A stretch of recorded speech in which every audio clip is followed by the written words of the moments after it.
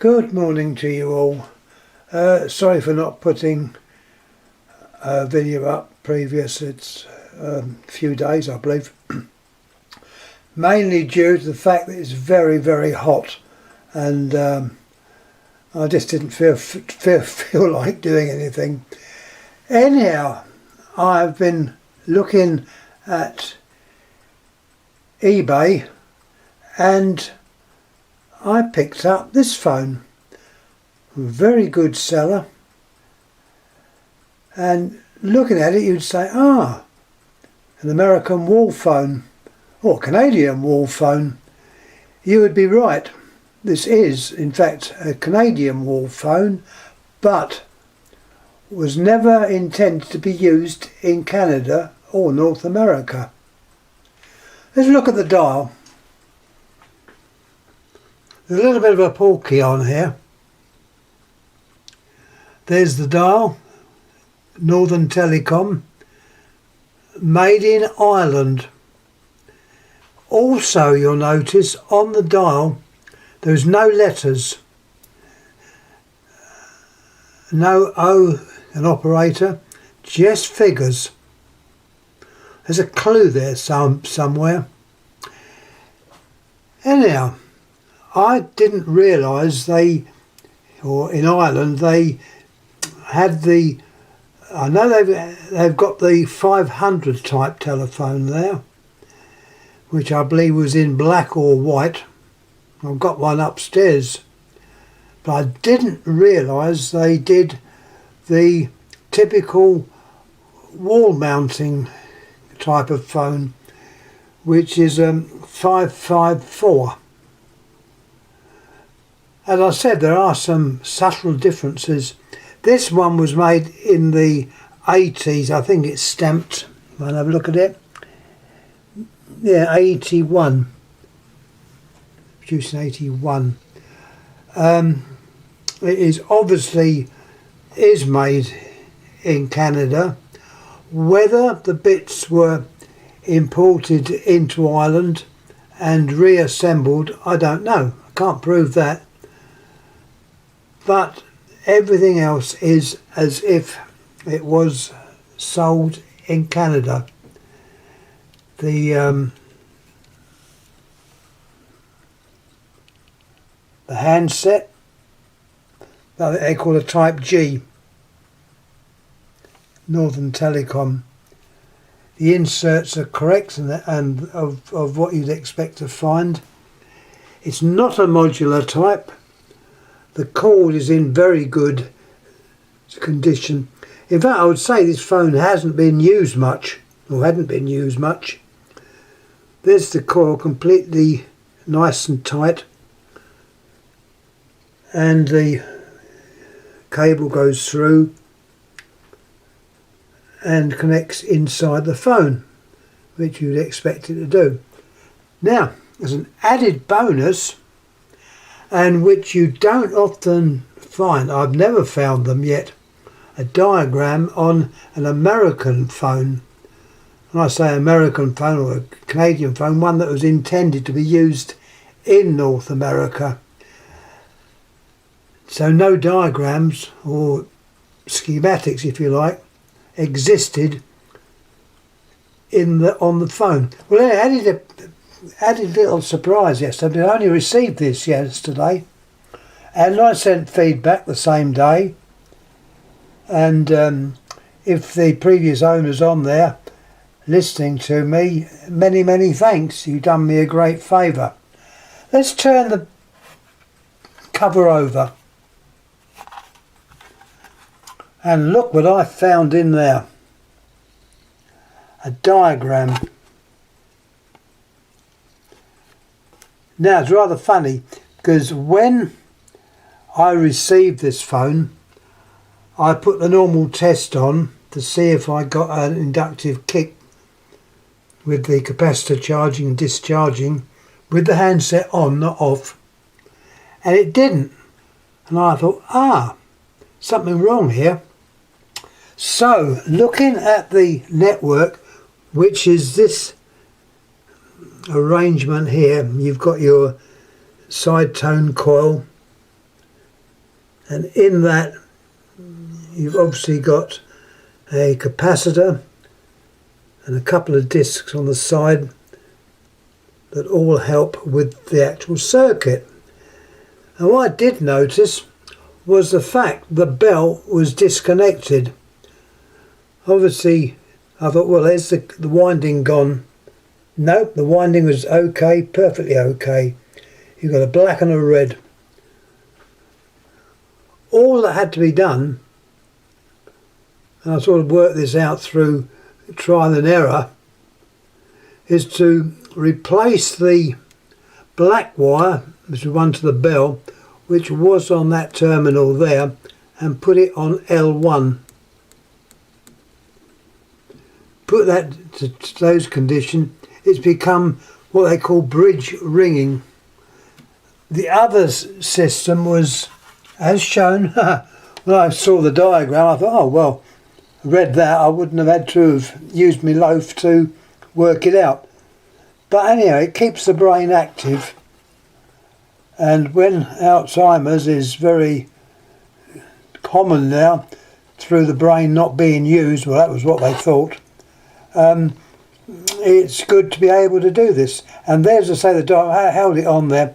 It also, reading says, for bridged ringing, move the black ringer lead from G on the network to L1 on the network. It also says about manual ringing, where you would have a blank in place of the dial. So these phones were wired up very similar to the British phone, where, as you know, the actual ringing to each phone, if you had a phone and extension, you'd send the ringing through one phone, and then it comes out and goes to another phone. They're in the ringing circuits in series, and this looks like in Ireland they did the same. I tend to use the bridge ringing system. I don't put additional resistors in. This 3.3, okay, it obviously works, but I've got so many phones, not all connected at once obviously, but phones from different places, not all English, so I don't use the 3.3. And also I live fairly close to the exchange or the central office. Anyway, this is more or less all I've got to say about this. You've got your typical ringer. The coil is a single coil, unlike the American ones, which had perhaps 2 or even more windings, and the windings were put in series. Between the windings, the wires would go back to the network where they went through the capacitor. Here it's made much more simple. In fact, it's more simple as the English phones are. A typical type of bell is the same as what you would find on the American versions. You've got, if I can point to it, that is the bias spring, which you can set in those little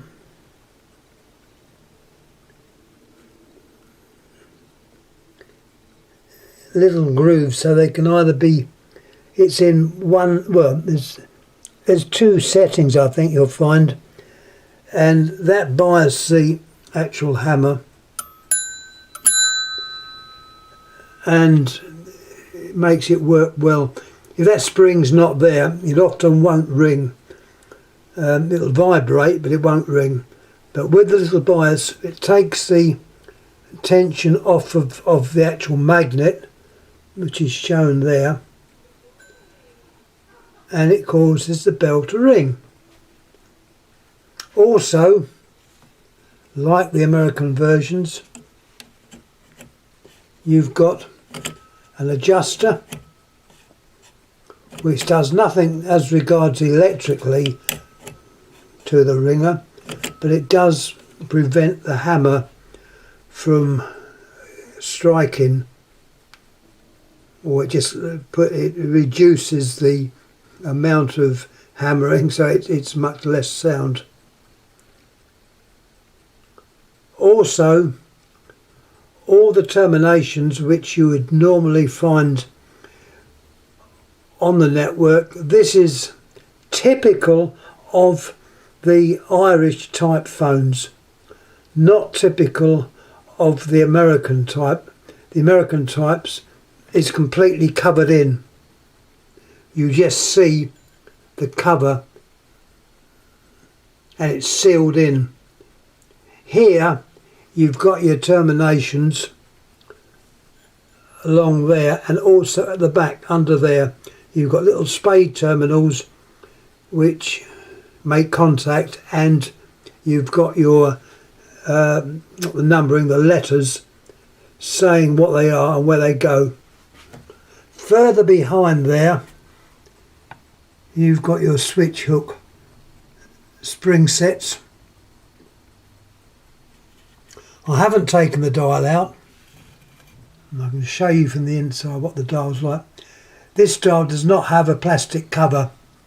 I don't think it ever had a plastic cover. And this dial did say on this side, made in Canada. Typical type of dial that they use. And you can see the label in there does say made in Ireland, and that presumably would be the label that would be put on the phone with space there for the number when it was used in Ireland.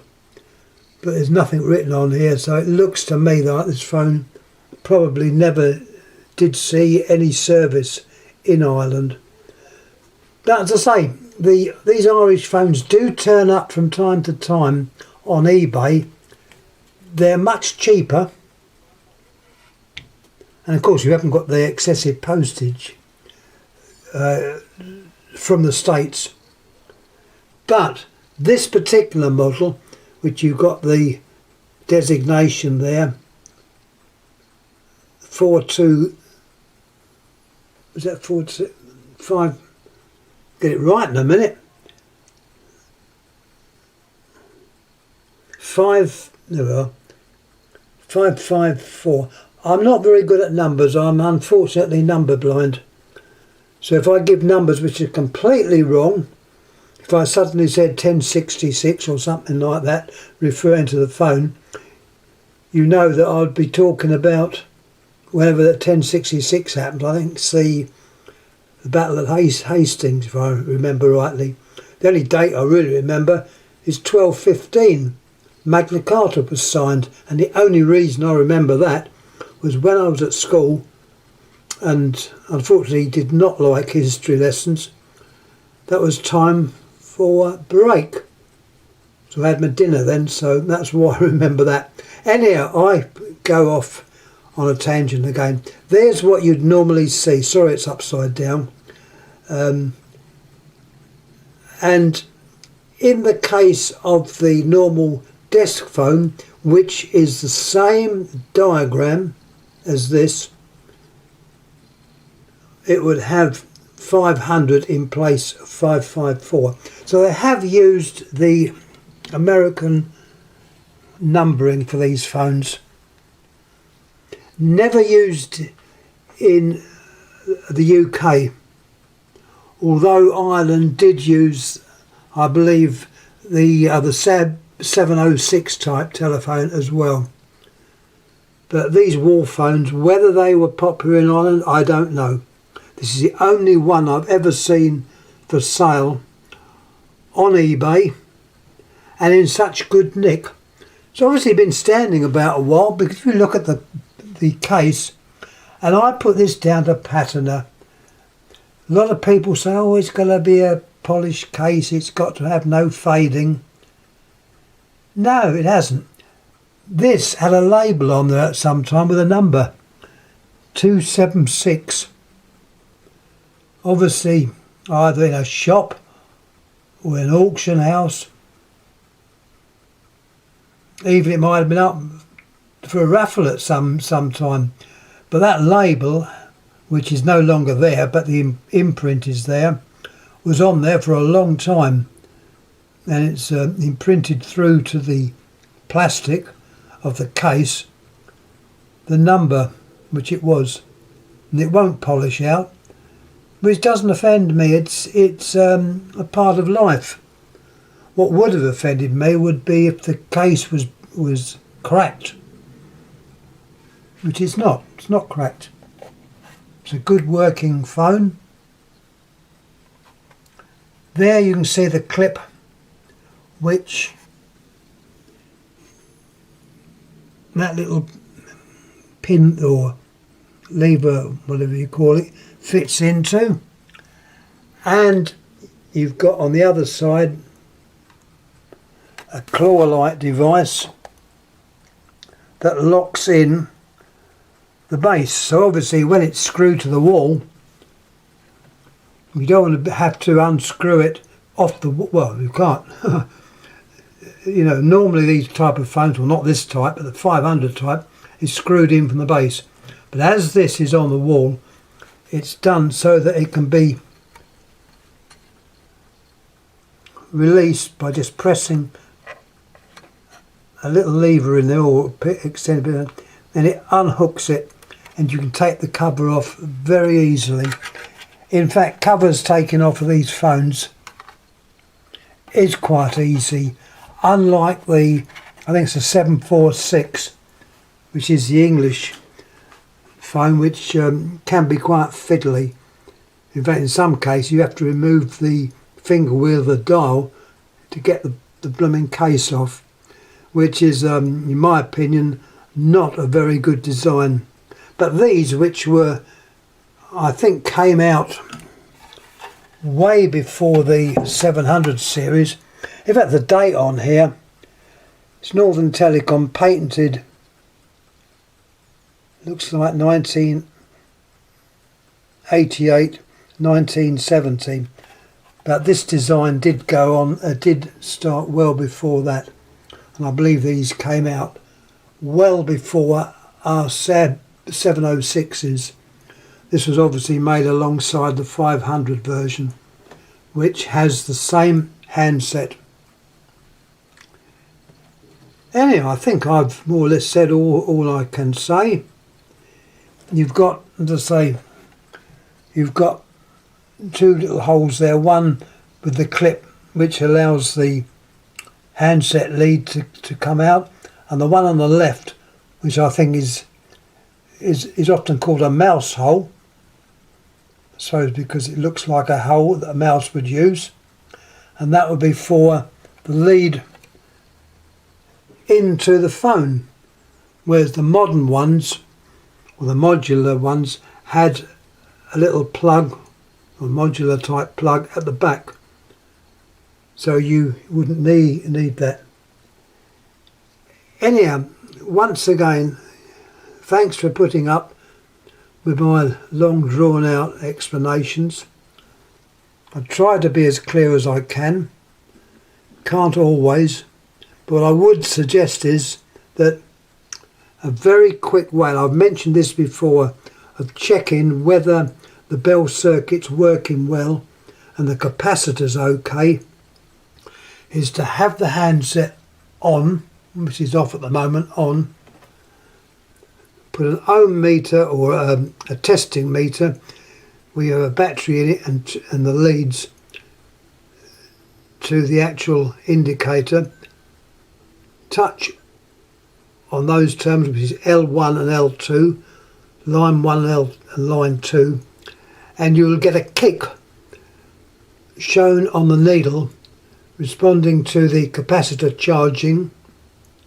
Make sure the needle comes back, then take the lead off, reverse the two leads, touch it again, and you get a kick once again. That way is ideal for checking out that the bell coil is okay and the actual capacitor's okay. Anyhow, I've finished now, so I will shut up and put this on YouTube. Just for further information, I've been a bit naughty this week. I picked this phone up, which was reasonably priced. Another phone, which I'm still waiting to get off of eBay, from an English seller, which is a Swiss phone. I don't know very much about it. I know the case has received one or two little chips and that, but I think it's a fairly rare phone. So anyhow, when I get that one and try and sort it out, I will give a little talk about this. I have got other phones which I haven't shown yet. It's just a case of getting down to it and putting them up.